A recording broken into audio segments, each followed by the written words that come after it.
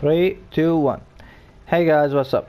So probably if you clicked on this video, you're new to Rainbow Six Siege and you want to manage your recoil. You're probably wondering, how do you manage your recoil whether you are on console or PC, and what is the better barrel attachment there is for each gun? Actually, there is not a universal barrel attachment. Each weapons works slightly different, but I'm gonna show you a little trick that will give you the best accuracy there is when you are bursting, maybe in burst mode. I'm not talking about 2 or 3 fire bursts, maybe 7 or 8 rounds at a time. So we are gonna take this gun as an example, and now with no barrels at all, I want you to look at the recoil pattern.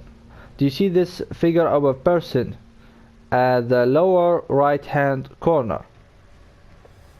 This recoil pattern indicates that this green dot is actually that first shot that you shoot, and the follow-up lines, each line above it, is another shot. So what I want you to do is imagine that the first dot is the center of the circle. You want to pick an attachment. I don't care what attachment that whether it's a heavy barrel, muzzle brake, compensator, flash hider, or even a suppressor. If you find an attachment that gives you the tightest grouping, a grouping is a term used by real life shooters out there. It goes like this. Imagine an imaginary circle.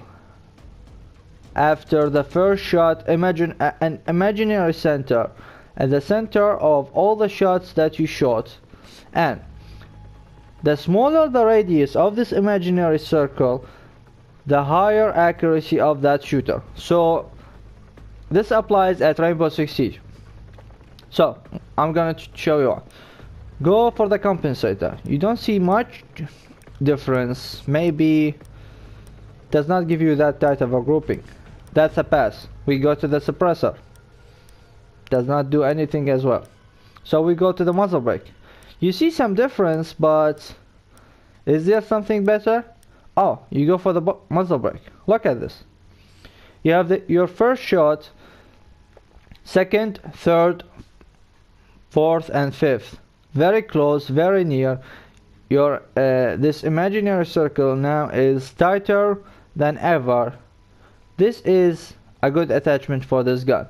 I want you to do this process for every gun that you choose. Don't care for the names, don't care about what another player tells you to do. This is actually the best thing I found about Rainbow Six Siege is when you apply this and look at the recoil pattern, then you burst fire maybe 4 or 5 shots at a time, maybe slightly higher. You're actually going to do very good in medium to long engagements. This is actually pretty useful. In closer engagements, the burst fire is not only very useful, but it's literally life-saving, because the opponent might be good at it at his aim and will able to take you down if you miss the first couple of shots.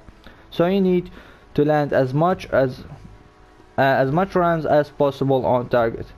Okay guys, this has been a quick video on how to manage your recoil on Rainbow Six Siege. Like this video if you find it useful.